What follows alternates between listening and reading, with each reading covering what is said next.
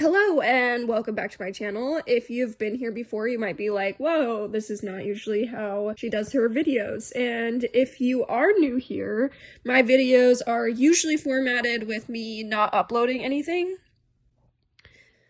So yeah, my channel has been dead for a while, but nothing can bring something back to life faster than a trending show with a lackluster ending. That is precisely what brought me back to my creative juices, and now I can think again, and I actually want to create something again. This is obviously different than my actual other commentary that I've done on my channel. Usually I will do like a history of or like just a normal basic review. Instead of me hashing out everything that I did and didn't like about The Boys season 5, I am going to rewrite the entire season. Do I have the qualifications for this? Absolutely not. And do I have the years of experience in creating a show or movies? Obviously not. But I do love The Boys, and I do have a desire for community in this trying time, so I'm going to dive in. Like most viewers, I really liked episode 1. It wasn't perfect, of course. I don't feel like we knew just how lackluster the rest of the show was going to be. I looked at it at its face value, and I genuinely did enjoy it. Now that the entire season is done, however, I think that we can rework this entire episode so that it's stronger and that it sets up for a more cleaner and streamlined season. So episode 1 originally opens with the freedom camps, which I think is a great start to the show, and honestly I think we need to have a lot more time in the freedom camps. It's like 2 days that we spend of them in the camps, and then the rest of it is kind of just them talking about how they spent an entire year in them and stuff, and I feel like they just did not show us what Huey, MM, and Frenchie went through. This season did kind of a lot of telling and not a lot of showing. They should show how Huey can become more optimistic despite everything and him finding a purpose. It can show MM starting off being very positive with Huey and then slowly becoming more pessimistic and more cold-hearted. And then it can show Frenchie his genius of trying to make something out of nothing. If they spend more time at the camps, then we actually have to go through and cut some of the other things out for time. The first thing that I originally was thinking of is just cut out the 451 video and that entire plot line of like the AI and stuff, because it just seemed kind of like a throwaway. So I say that we actually keep the leak in, and Homelander and Firecracker do their same exact campaign thing. They say it was AI, but they should start introducing the mind readers and the telekinesis people in episode 1. And they should have them around the theater or around the live shows, and they should point out who actually believes and who actually doesn't believe. If we do keep the like and the AIification of it all, what do we cut out? The biggest one for me is Butcher killing his dad. I don't think we need it. It seemed like 5 minutes of who gives a fuck of what's going on.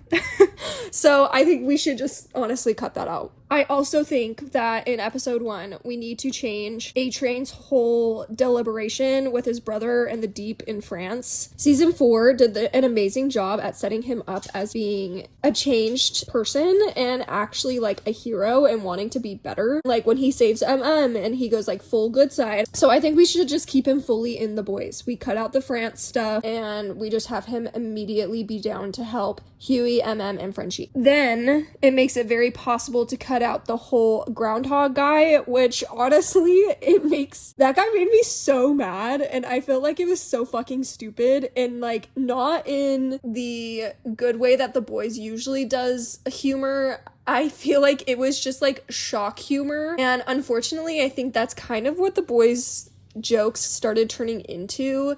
Like in season 1 it was very satirical, season 2 was very satirical, and then I think around season 3 it was kind of both a lot of satire jokes and a lot of political jokes, but then also the introduction of this like shock humor. And like by season 5 I felt like it was a lot more just of the shock humor. I also think though that they will not forget that the entire camp is full of Starlighters and that there's a bunch of innocent people there, and I think this is where Kimiko specifically can shine.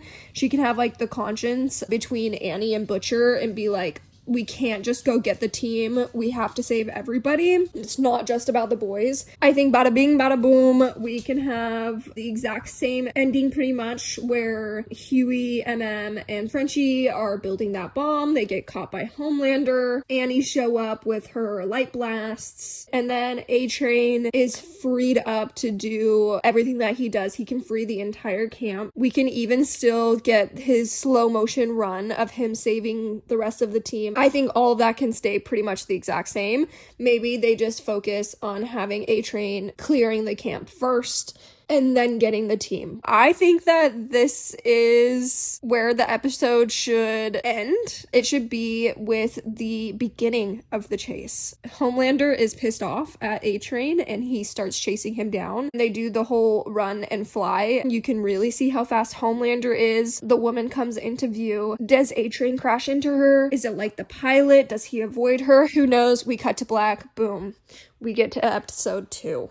So now we open with A-Train almost running into the girl. He should dodge her just like before. This makes him trip and fall. I know a lot of people were sad when he died, but I think it's actually better for him to go out the way that he did. I think it's very poetic and I think it's very beautiful. There was even a panel where Kripke had said it was kind of a full circle moment because every single thing that A-Train said about Homelander became the truth about Homelander at the very end. So that means that we are actually cutting out the funeral. I'm going to just put it at a later episode, specifically episode 3.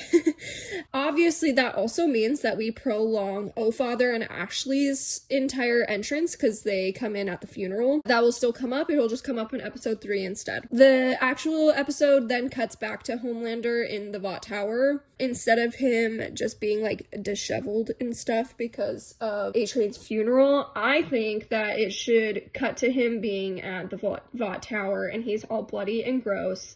Maybe he has like some limbs in his hair and he's just obviously not right after killing A-Train. He is distraught. And then instead of him being sad because of everyone being afraid of him and nobody liking him, he needs to be sad because of what A-Train said about him. He is slowly falling into the abyss because of what A-Train called him, and he doesn't want to believe it. And then I think that just sets up the ending so much better. So he is talking to himself, he's crying, all that good stuff. He realizes that he needs his dad. And we can pan up, see Soldier Boy in the cryo chamber, cut back to the boys. They're still going to the Teenage Kicks house, do the same shenanigans. They fight rock hard, and the influencers are rounding up the Starlighters. Let's actually get to episode 3. This one is where we should obviously have the funeral for A-Train. You start the episode the exact same way episode 2 originally started. You introduce Ashley as the vice president and O-Father, Homelander having his weird premonition thing in the church when he hears the loud voice. I actually think all of this is perfect to be in episode 3 because this is the same episode originally that he gets visited by Madeline. It just makes a lot more sense to just have them in the exact same episode because he's obviously tripping. I think this is where we actually should get Ryan's entrance. We can go from one disgruntled abandoned son to the next and it could be cute and poetic. And after his entrance, this is where we go back to the safe house where the boys are watching the TV and they're like, how is Soldier Boy still alive? Samir explains V1. This should all pretty much become the exact same thing. Basically, the only thing we are changing to round this up, the episode should be A-Train's funeral, move Ryan's entrance to a little bit later. Yeah, that's about it. Okay, episode 4. Okay, so I absolutely have zero issues with episode 4. I think it was honestly one of the strongest episodes of the entire season. I know that a lot of people thought that it was filler. It didn't really matter in the grand scheme of things. I can see how people can feel that way, especially with lackluster kind of slop that we got in the end. But I do feel like this episode makes so much sense with a revised pacing of the show. In real time, they needed to find where the V1 is. They also did a great job at setting up the uranium chamber, and I think that's valuable. We could keep with the Starlighters camp, the hatred of the Starlighters, with Annie going back to her dad's house and like meeting her half-brother and stuff. It's honestly just a good episode. I don't understand why people don't like it. Also, I don't understand how people gave episode 4 a worse rating than episode 5. Like, I know for the Supernatural fans, it was really fun to see Jared, Jensen, and Misha back in the same room, but come on, like, episode 5 was way more filler than episode 4 was. Anyway, I'll die on that hill, and in spite of all of you, I will not be changing anything from this episode. So on to episode 5. A lot of this episode was just kind of fan service. I think we need to keep Firecracker's entire storyline because we actually need it for setting up Homelander being a god, and I think it works pretty well. It was kind of heart-wrenching because I like genuinely hate Firecracker so much, but I think it was really cool to see her find like her line and what she actually in real time was not comfortable with doing anymore, and like her actually being a Christian was, I think, really well written. So we're gonna keep that in. Cut out all Black Noir's bullshit. Like, it's so stupid.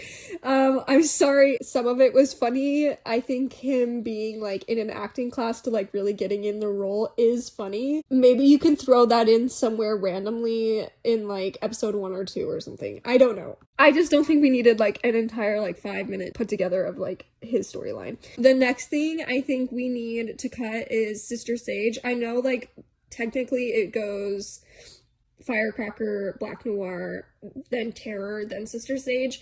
I'm just gonna get this out of the way. Honestly, I think we should cut out all of her shit too. This was just so stupid. Pretty much every single thing that she does in season 5 is just so freaking stupid. Her entire character arc was stupid, and she had no value in the show whatsoever.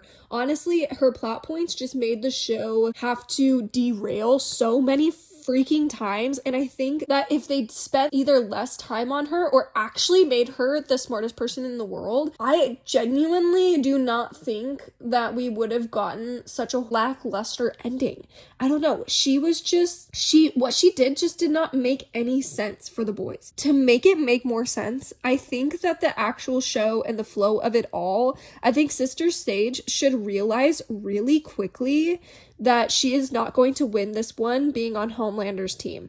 She's the smartest person in the world, and I think she should definitely see it before we see it. I think she needs to watch all the god shit with Homelander, realize that it was bad, and that she is a genius, and that she wants to actually win and be on the side of the winners. And so she immediately jumped ship. Soldier Boy storyline, obviously Soldier Boy and Homelander still gotta interrogate Edgar. They could have even made this a little bit bigger. And then with him talking to like Marathon Man and them showing up there, it's fine. You know what? Keep the Supernatural reunion. It's all good fun. I loved seeing the cast all together. I thought it was cute. I thought it was funny. And also, this is where we could see the loyalty flip of Soldier Boy, and to make it make more sense that he would give him the V1. Soldier Boy in this moment and seeing him flip and being like, yeah, but he's my son, he's my asshole. Like, this makes so much sense for him to give the V1 because, you know, I'm getting ahead of myself.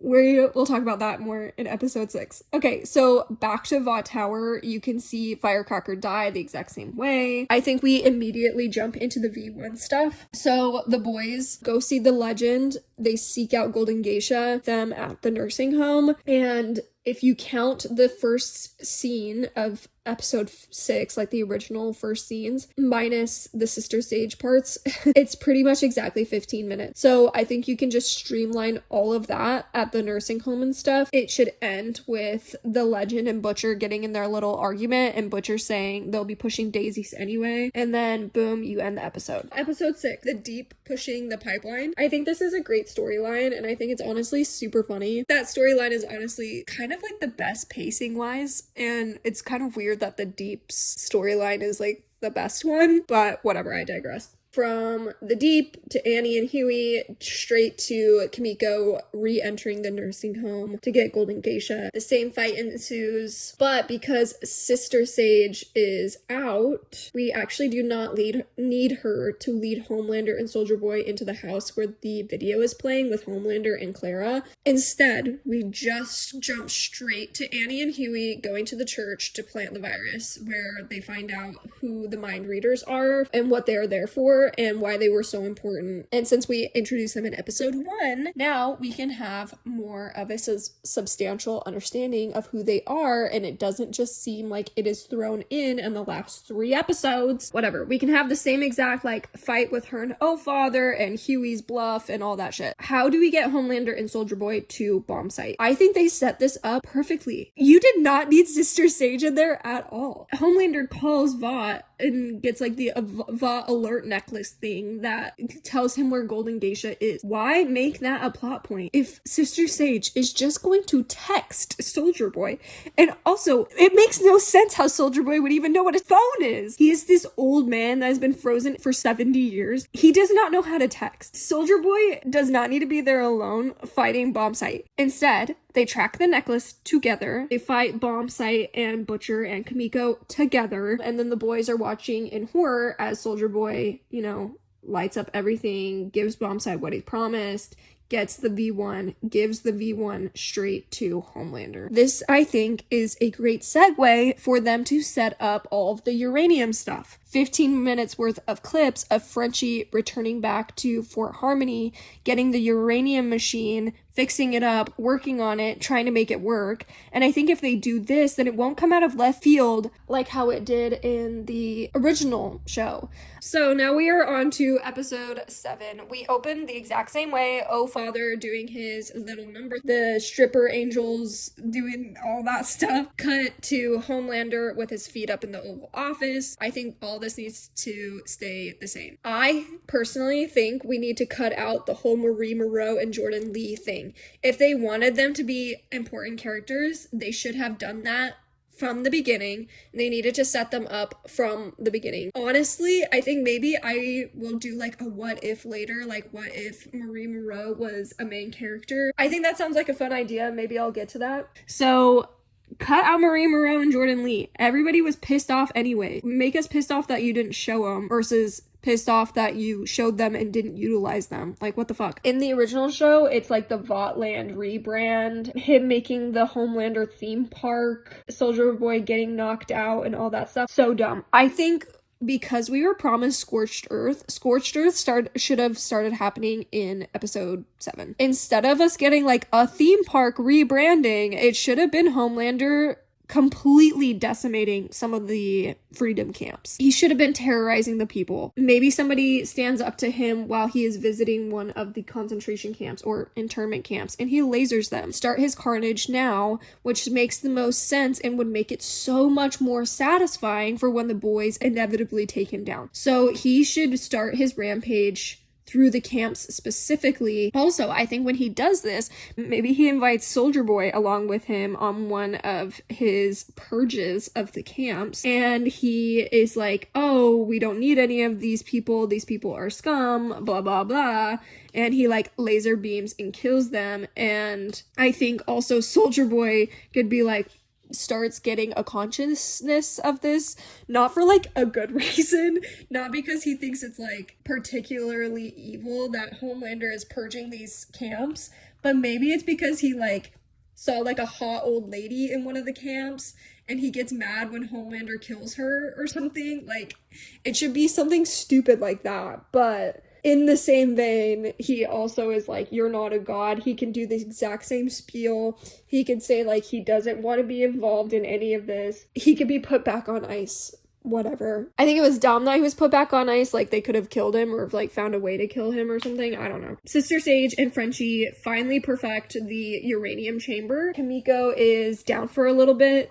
We need more scorched earth here. Homelander, maybe he hears that there are people who do not fully believe that he is God. Instead of sending in the Catgirl and the bounty hunter, he himself should fly over and murder all of those people. And Annie and MM, maybe they had left in the nick of time, or maybe they realized that Huey and Butcher were not actually picking up the phone. Something to get them out of the building. They find Huey and Butcher all at the same time.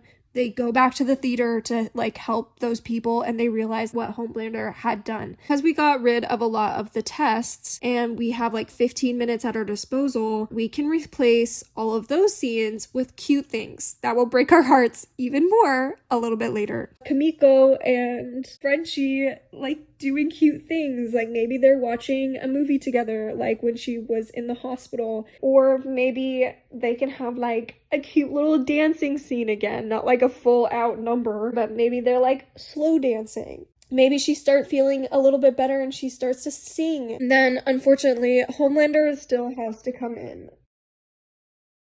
Instead of any of Sister Sage's annoying ass rants and her being super stupid, it should show the TV and Ashley doing a press conference saying to not worry about the explosions going on at the freedom camps. The numbers of deaths are completely fabricated, that it's nothing to worry about. This will light the fire under the boys' asses and be oh my gosh, he is actually doing scorched earth. We have to hurry up. Then we get into Homelander's speech in the Oval Office. While he is doing that, maybe he stops and notices that one of the cameramen, his heart is pounding, and this kind of can pull in from episode 1 of him hating how everybody's afraid of him. He pulls that cameraman in front of the camera and laser eyes him in front of every single person in America. And he tells the people that this is what will happen to them if he does not believe that he is their god. And this just shows that he's super unhinged. Then a Secret Service member tries to come in and he's yo, is everything okay? And then he gets laser-eyed in half or something. Annie and the Deep should also have their same fight, but Annie should not take him to the beach. Why would she take him to the beach? She does not know that fish hate him. She does not know that he has fully messed up his reputation in the water. Why would she take him to the place that he is the most strongest? She should take him to the mountains. This will prolong her being gone for a little bit longer. Homelander laser eyes Butcher. When he gets Kimiko, he should honestly cut through her, because he's cut through her before, so I don't know why that they didn't. Anyway, whatever. He laser eyes Butcher. Butcher gets thrown back. He goes to laser eyes Kimiko. Kimiko jumps out of the way. His eyes then laser pass through the glass and into a crowd of tourists outside the White House. He gets very angry and he flies into Kimiko. He should 100% be able to get to her. He is so fast. He's neck and neck with A-Train, which means that he is so fast. He also took the billionaire up into space in half a second. So he should 100% get to Kimiko before Butcher has time to get to him. He should get to Kimiko, smash her into a wall, maybe even crash into another room. Butcher can get him and grab him and throw him off before he laser eyes Kimiko in the face. He flies into Butcher, throws him up through the ceiling, maybe into the air, maybe outside. I do not know why they kept everything confined in this little tiny room. He should crash through the window. He should be flying so fast that maybe he flies into a pedestrian. This is where Ryan could come down and they crash into Homelander. Both of them go into the reflecting pool. Huey and MM getting to Kimiko and Butcher and helping them out, and they see where all the fighting is happening. They rush over there. They should all be struggling and holding Homelander down. In season 3, before he had V1, it took a souped up Huey, souped up Butcher to both hold him down, and they still couldn't hold him down. It should be very much a challenge, and they can even stretch this out even more. He gets a free hand. He rips Ryan off of him. Boom! Annie shows up. Butcher gets back up, gets another hand on him. Ryan gets back up. This is the moment. Homelander laser eyes. The Washington Monument falls. There's destruction. There's fire. There's blazing. Kimiko, fire all. They did two climaxes in the story. One big one smaller one, the smaller one being Butcher's death, which then made both of those climaxes feel unimportant. Butcher needs to die pretty much immediately after he kills Homelander. Episode 6, when Soldier Boy blasts Bombsight immediately starts bleeding from what I assume is one of the bullets that he was shot with. He was able to start bleeding from a wound that he got before he was turned human. Butcher had been lasered so many times and his body could not heal from the last laser beam. So everybody stands up and they're shaking it off and they're kind of cheering that they were able to kill Homelander. But Butcher falters and he leans on Huey. Huey doesn't have to be the one to kill him. I think he can just say to Huey how he is the spitting image of Lenny and that he's never really changed and that he has stayed the same. And then he can tell Annie to look after him. He could tell MM to get back with Monique, tell MM to take care of Ryan, which then would clear up that weird storyline. And then he could even talk to Kimiko and say how he is really sorry about Frenchie. We go tears and all straight to the funeral, straight to Monique in MM's wedding, Kimiko in the cafe in France. Terror can be alive. I don't know. Huey and Annie can work at the cable store. They would have to add in somewhere about them cleaning up the mess of the scorched earth. And then that is it. That is my season 5. I don't know if it's any good or if it's any better or if any of you are even going to agree with me, but this is my opinion. I think that this is how it could have been streamlined more efficiently and it could have packed a little bit more of a punch. Some of you may even think that I went a little bit too light on the edits, which I'd have to argue with you. I truly believe that most of this season was honestly really good. It was just paced poorly. It was just cut poorly. All of the feel-good, heartbreaking moments, they were all perfect and they were beautifully written, which is also why they made me cry. And I don't think, like, Frenchie should have lived because it was poetic how he died. And I think it was poetic how A-Train died. And I think all of that stuff was just so good. And the things that they were lacking was the satirical humor. They put too much of the shock humor in. Not enough of the true, unapologetic, screaming baby in a toy store, bringing mayhem to the people, Homelander that we deserved.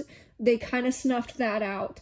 On a slightly more poetic note and on a more positive note, Kripke said in a panel, and I thought what he said was actually pretty good, which is that he wanted the ending to be messy and he wanted it to feel like you weren't really sure what was going to happen and there was a lot of open ends. And I also think what he said was very beautiful. People in power were cynical, but the good people, the boys, the people that we were wanting to see win, they were never cynical. The people were always working together. They were always striving to be better for humanity and better for the people. Through that lens, if you are watching it with us being together, we can survive, and with us working together, we can even thrive and we can win this thing, then it makes a lot of sense why they wouldn't have Homelander actually do Scorched Earth. I think if you're looking at it through that lens, no matter how much power and authority and fear Homelander possesses, he is not able to do anything other than to continue to scare and to continue to threaten and to continue to show his authority. And he is not actually able to bring Scorched Earth because he is not actually that person. He does not want to kill and murder thousands. He wants thousands and millions of people to love him. So he is going to use fear tactics and intimidation to do that. It actually works with him not doing full Scorched Earth because he is actually so weak and he can't do it. And I think that was pretty much the entire message of The Boys season 5. Even though it was meh and it was a little bit lackluster, I think they still did a pretty good job.